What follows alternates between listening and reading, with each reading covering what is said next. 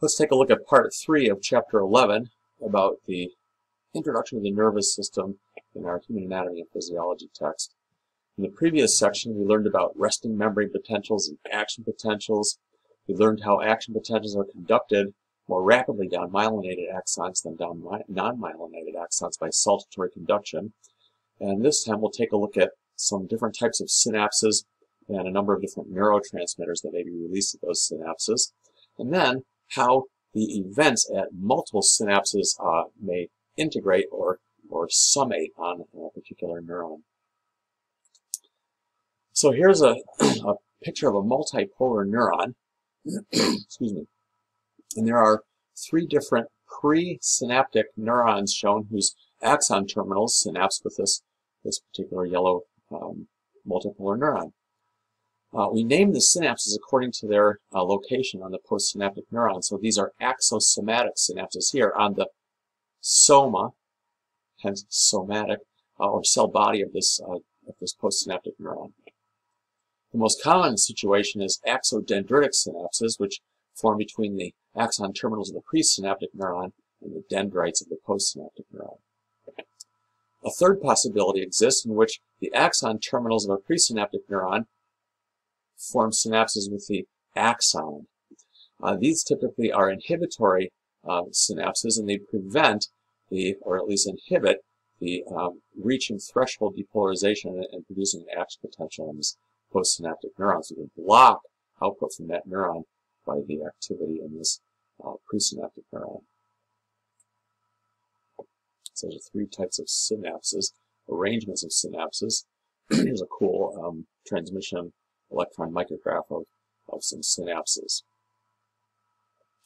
So there are such a thing as electrical synapses in which the presynaptic neuron's terminal transfers ions into the postsynaptic neuron by way of gap junctions. So that's electrical because all we're doing is as the presynaptic neuron depolarizes, ions can travel through into the postsynaptic neuron, and if sufficient depolarization happens there, an action potential will occur. So now, but we're looking at a familiar thing here, a chemical synapse, by far the majority of synapses, just like we learned about at the neuromuscular junction.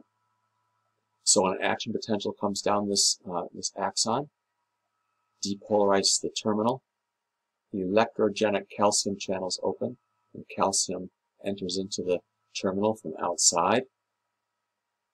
Calcium concentration rising in the cytoplasm causes exocytosis, and the neurotransmitter diffuses across the cleft and binds to its receptor. The receptor is a channel in this case, and the channel opens and ions may cross the membrane, changing the membrane potential of this postsynaptic neuron.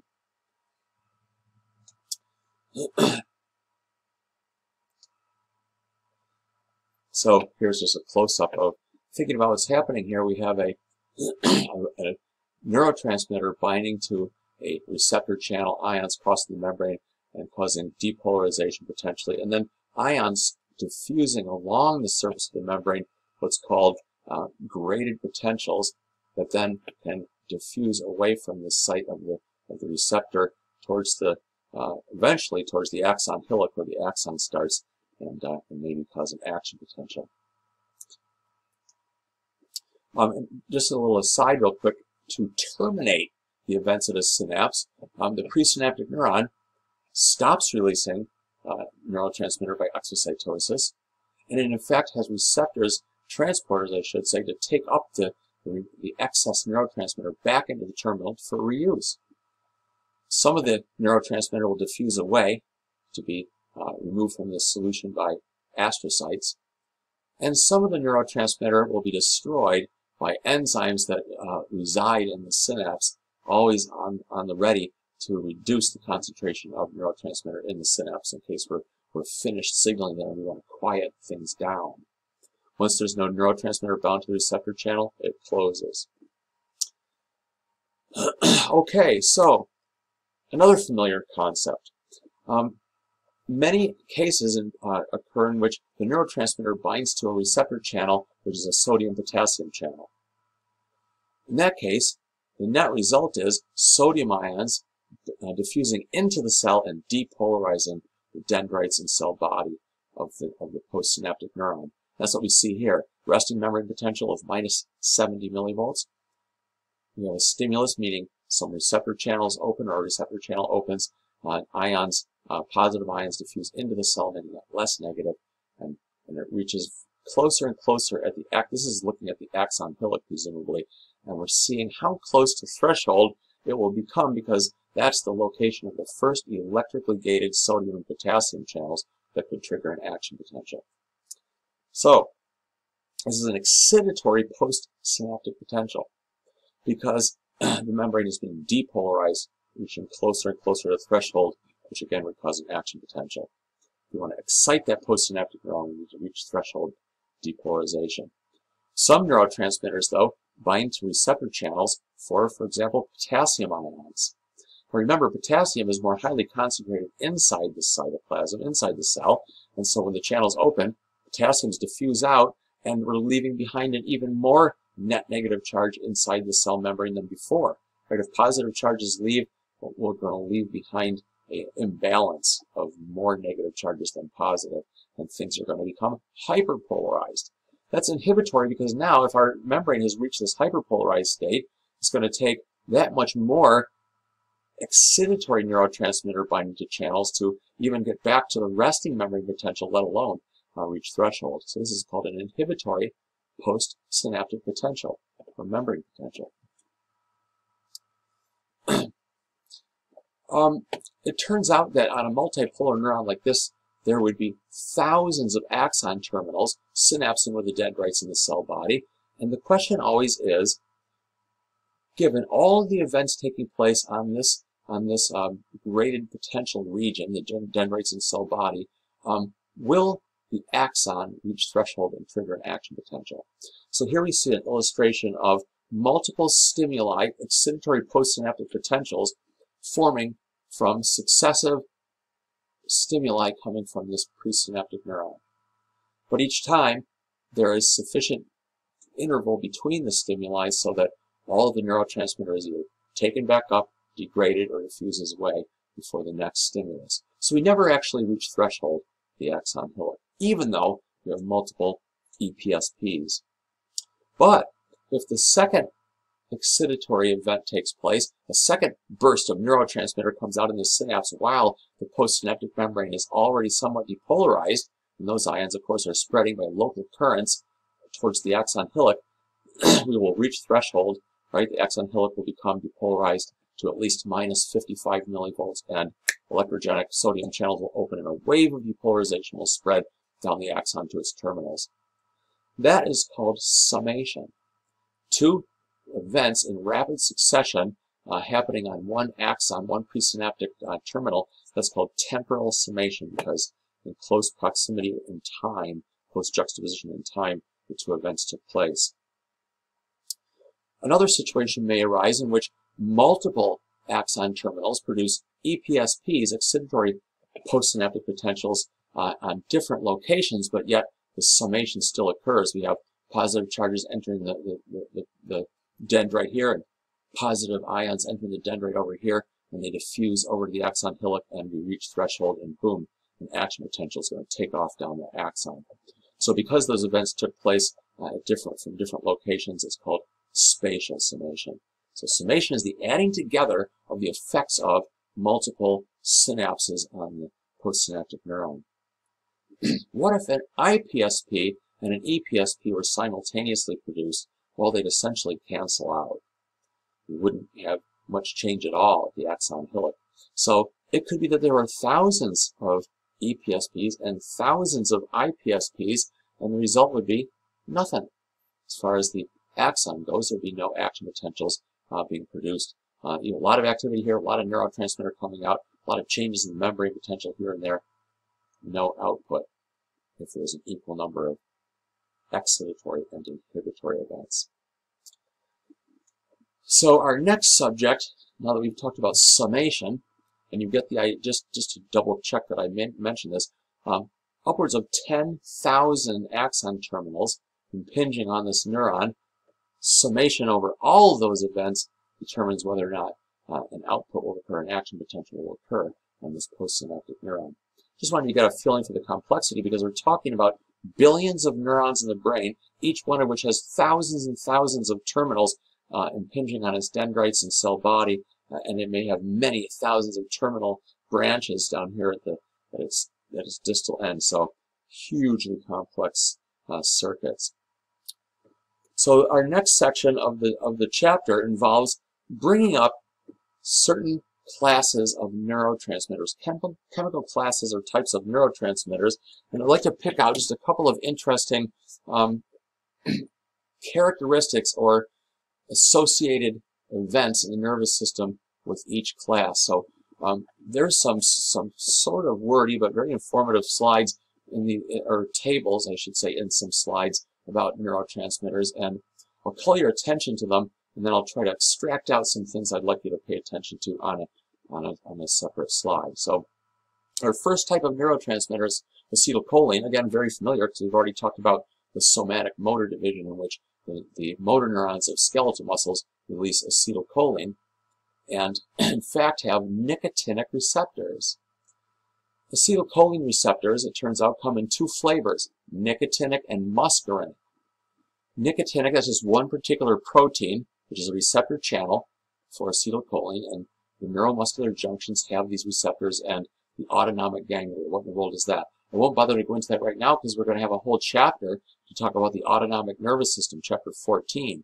But just to give you a little preview, there are nicotinic receptors in some junctions, some synapses in the peripheral nervous system of this autonomic or automatic involuntary part of the motor divisions. The muscarinic acetylcholine receptors are found on the target organs of one division of the autonomic nervous system, the parasympathetic division it's called, the so-called rest and digest system.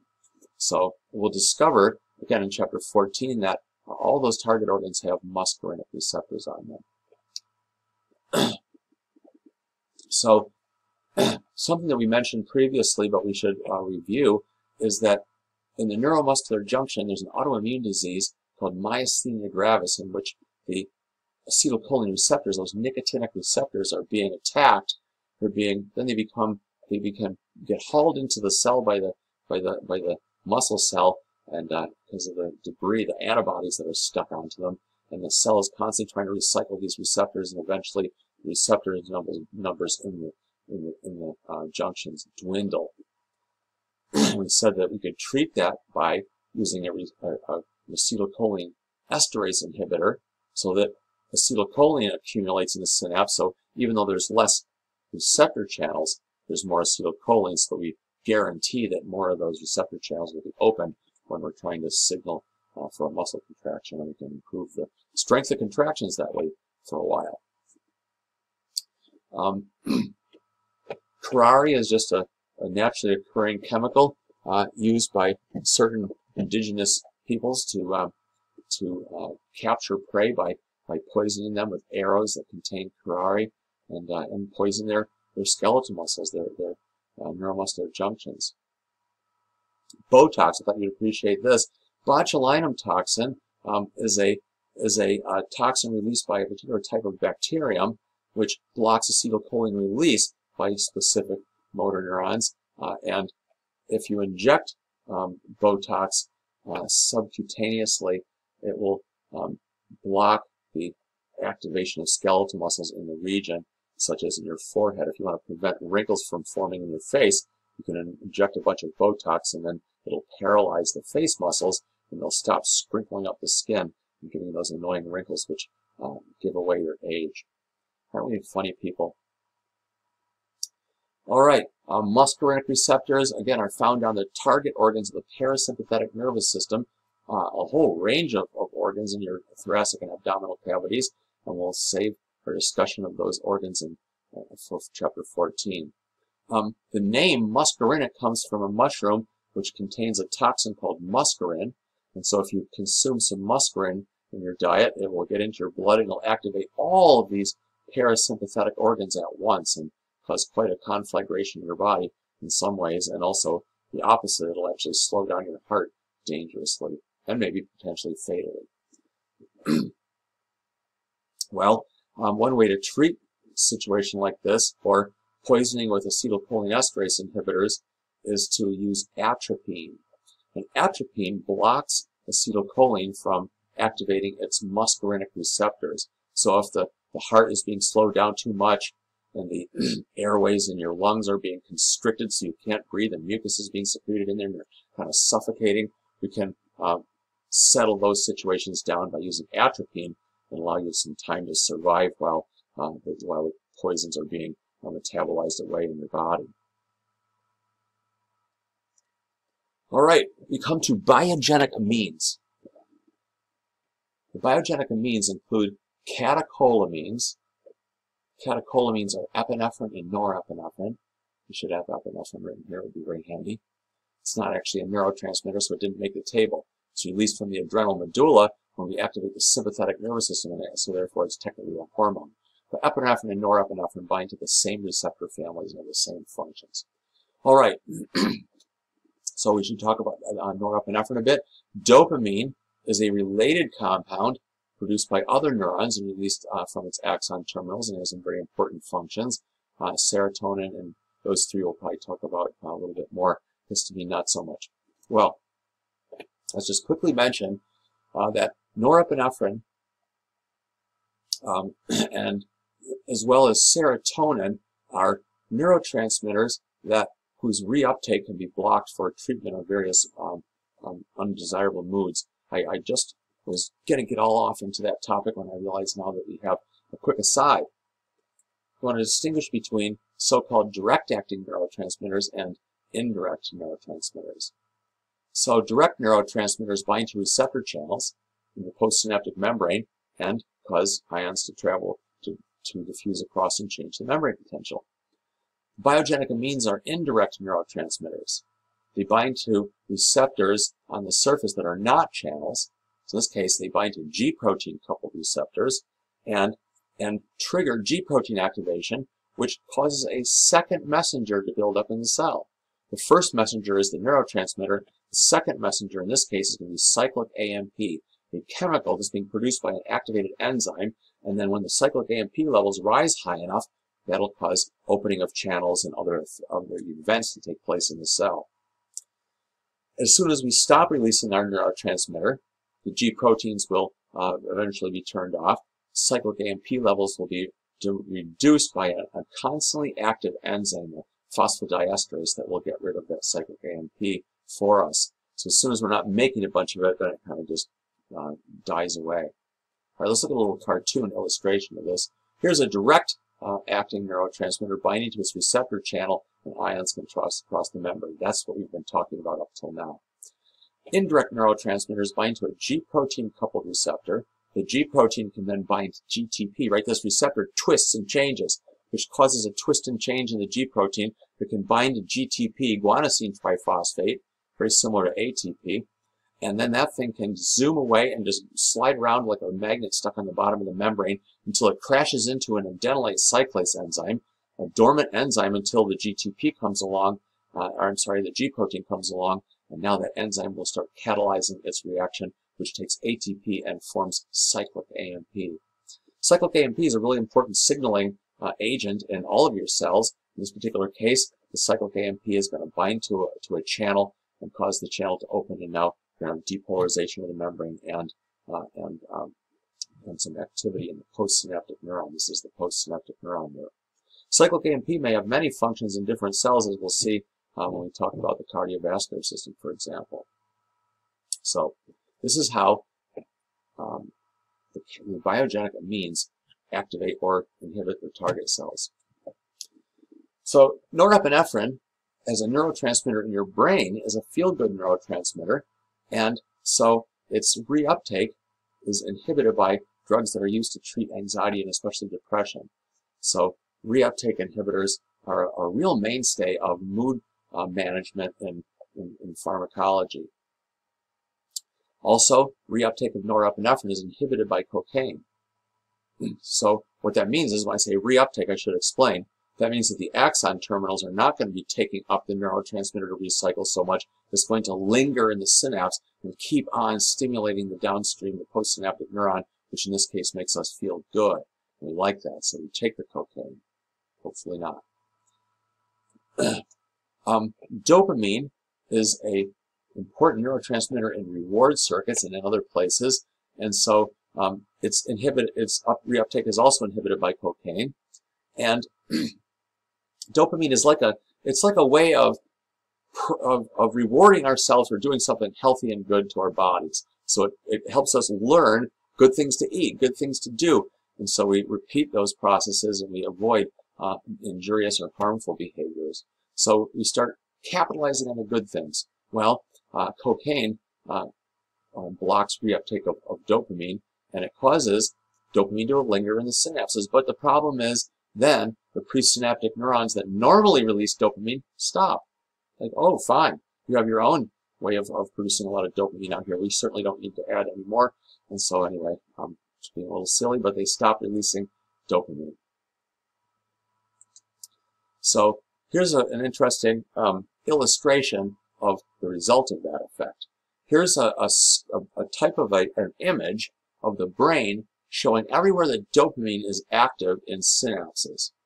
So where red is shown, it's really, really active. Yellow is quite a lot of activity. Green is a little bit less, and so forth. So we have a lot of dopamine activity in the brain at many, many different synapses in various regions of the brain. As we said, someone's using cocaine regularly. Now those dopaminergic neurons stop releasing dopamine neurotransmitter. And so now, if the cocaine is removed, we don't have enough dopamine just to feel normal, feel miserable. This is the normal brain. This is how much dopamine is normally present, just to make you feel, pretty good, just having a regular day. Here's this miserable, unhappy person who's now trying to withdraw from cocaine consumption. Very unhappy indeed. 100 days later, look at the deficit, the dearth of dopamine released from the endogenous source, the natural source of dopamine. So you can see how horribly addictive this compound is because of this horrible, uncomfortable, miserable feeling you get when the cocaine isn't present. At least when we take the cocaine, what little dopamine is being released here is going to linger in the synapses and provide a little bit better sensation. One more place where dopamine is important, dopaminergic neurons, the substantia nigra of the midbrain has axons that synapse in the basal nuclei of the cerebrum. And if those neurons in the substantia nigra of the midbrain die and stop releasing dopamine in the basal nuclei, we're going to have a condition called Parkinson's disease. We're going to have some very serious abnormalities in motor function. We'll talk more about that in Chapter 12. So Parkinson's disease involves loss of dopaminergic neurons in the substantia nigra of the midbrain. Serotonin, another feel-good neurotransmitter whose reuptake inhibitors are the mainstay, again, of mood-altering pharmacology. Drugs that can be used to treat depression and anxiety. So selective serotonin reuptake inhibitors or norepinephrine and serotonin reuptake inhibitors are very powerful agents and relatively non-toxic and well-tolerated. So it's become a really important part of the panoply of drugs for treating mood disorders because of the safety.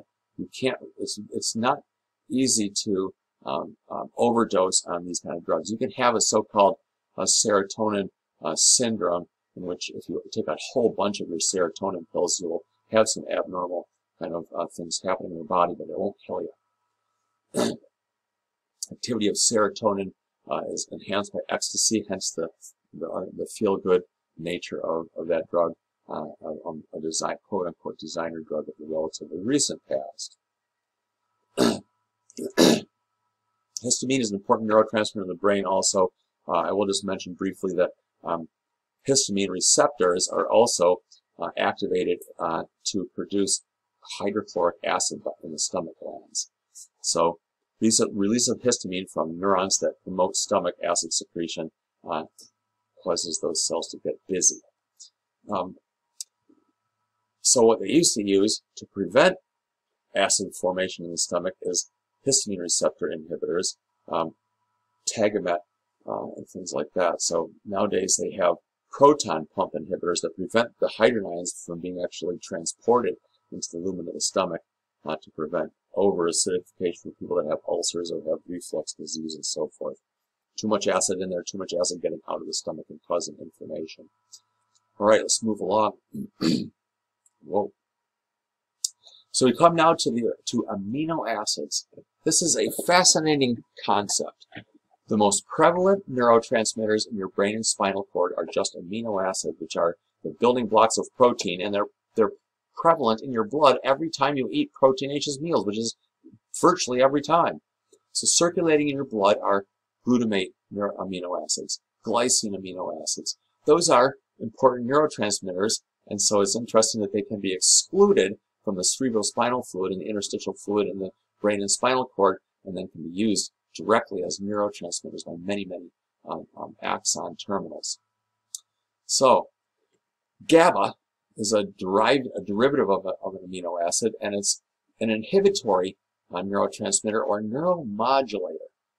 A neuromodulator is a chemical that binds to receptors on a neuron, not released by an axon terminal necessarily, but or possibly it is, but not in a synapse. It's going to just basically bind to some receptors on that cell and change its excitability.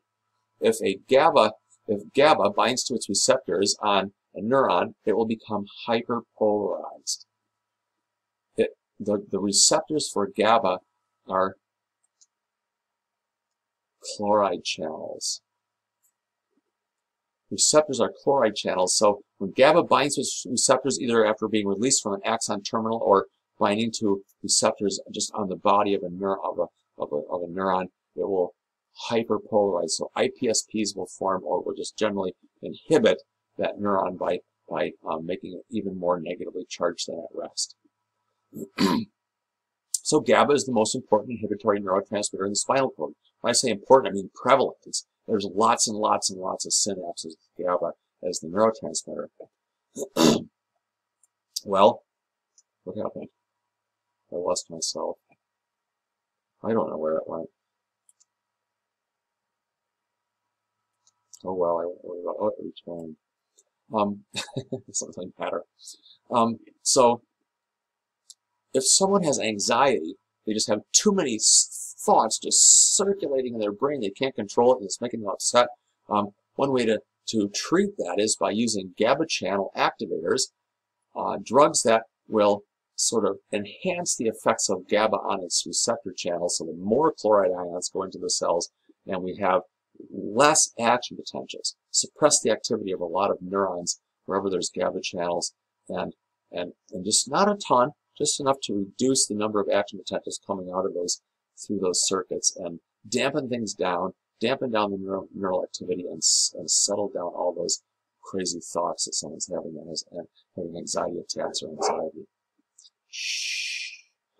Glutamate is the most important excitatory neurotransmitter in your brain.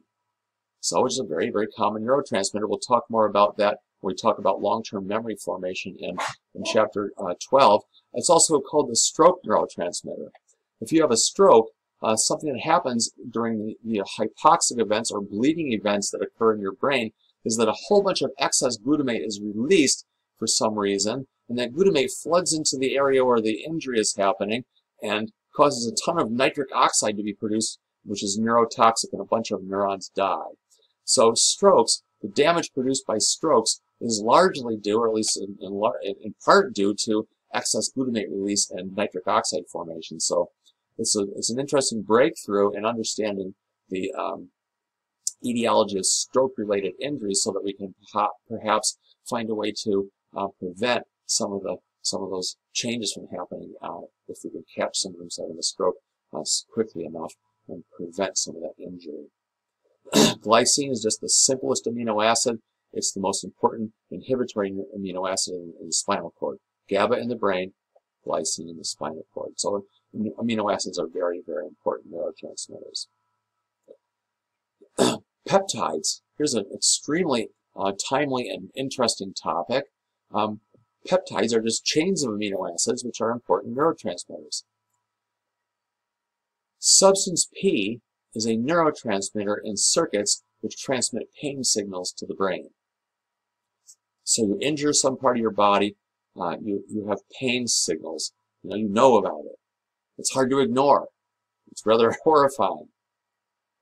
Relatively soon thereafter, your brain will activate some descending circuits to release neurotransmitters, which are released at axonal synapses to block some of the ascending pain signals. So that if you've ever noticed how if you hurt yourself, the initial pain experience is rather intense, and you're probably asking yourself how you're going to sort of deal and survive with this situation over the longer term, because it's really, really quite bothersome, the pain. And then relatively soon thereafter, it kind of subsides at least a little bit so that you can kind of pull yourself together and deal with it. Well, it's probably because some endorphins and enkephalins are being released, other peptide neurotransmitters, which bind to receptors on some of those pain circuit neurons and block axonal transmission, reducing that pain signal. The receptors they're binding to are called opiate receptors.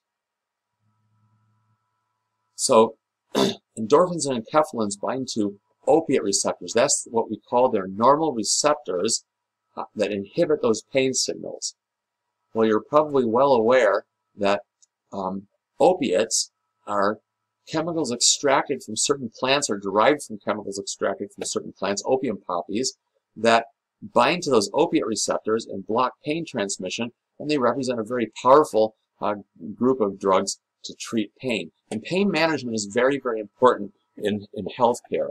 It's important not to let pain circuits signal for a long period of time unabated, because, interestingly, it's essentially like you'll learn the pain experience, and even after healing has taken place and we've ameliorated surgically or whatever is necessary the original injury, you may experience pain for a period of time, or maybe even a lifetime after that. So it's important not to let that happen. We need to manage pain aggressively if we want to avoid that kind of problem. We'll, again, talk more about that in another time. Chapter 12. So endorphins and enkephalins are also drugs that are released, say, when you run, the so-called runner's high. You go out and start running, and you get about into the first mile, and you're like, man, I just don't have it today. I'm not going to be able to run my normal course. And the voices are talking to you. Maybe we should just sit this one out. And before you know it, you're in a groove, and you're just running along, and you've forgotten that, and you're thinking about something else altogether. And some endorphins have been released that have started to inhibit those uncomfortable feelings associated with that sort of buildup of the exercise metabolites and experiences. And enkephalins are released probably during childbirth, for example. And I'm not going to dare say that that it's sufficient to dampen down the pain to any manageable level, but some amelioration of the pain experience is taking place. Just think how bad it would be without enkephalins being released. Okay, so opiates are drugs like morphine, very, very important drug over for many, many years to treat very severe pain after traumas and surgeries. Heroin is a derivative, and heroin is a recreational drug, unfortunately, but it works by blocking pain signals, and also has other sort of enjoyable effects in the brain, but it's very, very addictive. So, like we were talking about with cocaine, these neurotransmitters are very, very addictive, and are these drugs that activate the same opiate receptors as neurotransmitters. So that's the problem. They're important for blocking, for managing pain, and they're very, very addictive, and so therefore dangerous. Opioids are even more effective, more powerful, more chemically active substances that have been produced synthetically that also bind to opiate receptors. So opioids are far more powerful than even morphine and heroin.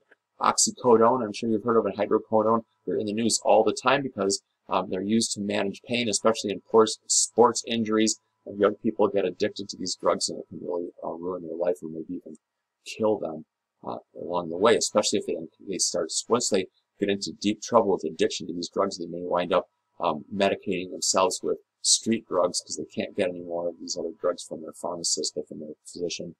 And sometimes fentanyl is used to sort of juice up the products, illicit products like heroin, and fentanyl is the most powerful by far of all of these drugs, and an accidental excess of fentanyl placed in a dose will kill.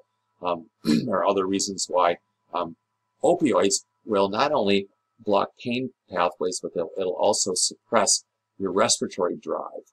So too much opioids will kill you by stopping your breathing, and that's what kills a lot of people that are addicted to these drugs. So very complex and unfortunate situation. So we're taking our best and strongest and most effective pain medications and placing them on the do not use list because of the massive problem with addiction and overdose and death in young people. Horrible, horrible situation. ATP, when you have tissue injury, is released from cells, supposed to be in the cytoplasm, gets out, activates pain receptors, and is part of why you feel pain when you injure yourself. Adenosine is an interesting story. Adenosine is an inhibitory neurotransmitter in parts of your brain, and it normally is thought to build up slowly over the course of a day, more and more, so that by the end of the day, adenosine levels have gotten to the point where they're inhibiting so many neurons, so many parts of your brain, that you start to feel drowsy, and or some very specific parts of your brain. You start to feel drowsy, and you can fall asleep at the appropriate time. But there are many things that you may do, and that we all tend to do in our culture, that will obliterate adenosine and then make it impossible to fall asleep later when you finally decide to settle in for your maybe altogether too short sleep period you've allowed for yourself, and so insomnia may ensue. So it's an interesting story about, and I'll provide you a link, I think, also in chapter 12 about a researcher in the area of sleep and the things that affect sleep. But anyway, caffeine works by inhibiting adenosine receptors. So if adenosine is an inhibitory neurotransmitter, and you throw in some caffeine, it's going to stimulate you by blocking inhibition. So it's sort of like a little kind of double negative thing happening there. Inhibit the inhibitor, and boom, you've got acceleration and just raise you up in the morning into an active state. Nitric oxide is an important vasodilator in your blood vessels, and we'll talk about that in chapter 19. This seems like a million years from now, but it will come fast. And it's also an important neurotransmitter. It's a gas produced on demand and a very, very short-lived one. So when we want to use nitric oxide as a neurotransmitter, it's not kept in vesicles and released by exocytosis. It's produced on demand by activating an enzyme, which will produce this neurotransmitter. Well, it's a vasodilator, and drugs that are specific for regions of your body can be used to allow nitric oxide production to be a little bit boosted to help allow blood into your penis if you're having impotence or erectile dysfunction. I'm sure you're all aware of, from the millions of television commercials, all the drugs that are popular now for remediating that problem and the way they work is by enhancing nitric oxide action so that you can get more blood flow into the cavernosa of the penis to allow it to become erect. Carbon monoxide is not a neurotransmitter. Essentially, it's a component of smoke, but it may sort of interfere with nitric oxide signaling synapses, and so it's thought that part of the addictive nature of cigarette smoking may have to do with the effects of carbon monoxide on nitric oxide synapses. Endocannabinoids are a very interesting topic. Endocannabinoids are naturally occurring neurotransmitters which bind to a family of receptors that have a number of different effects in your brain. And as I'm sure you're also familiar, tetrahydrocannabinol, the active ingredient in marijuana, binds to those receptors and produces some good sensations in some people. And they enjoy the kind of changes in their perceptions of things while they're intoxicated with tetrahydrocannabinol. But those endocannabinoids bind to receptors that cause a number of things. Appetite control is an area of function of these neurotransmitters. Inhibition of nausea, vomiting. So it's now come to light that synthetic endocannabinoids, or I should say cannabinoids, tetrahydrocannabinol and related compounds extracted commercially from various types of hemp plants or cannabis plants, can be used medicinally to block nausea in situations where people are taking powerful anti-cancer drugs, for example, that produce a lot of discomfort in the body. And sometimes it's not well managed by the normal drug treatments, and these new kind of drugs are possibly going to become a mainstay for those treatments. Appetite control, mainly for suppressing seizures and seizure disorder, managing pain, and managing nausea. Those are the three areas where I've heard a lot about synthetic cannabinoids or naturally occurring but purified cannabinoids that will be used to activate the receptors for endocannabinoids, the naturally occurring things.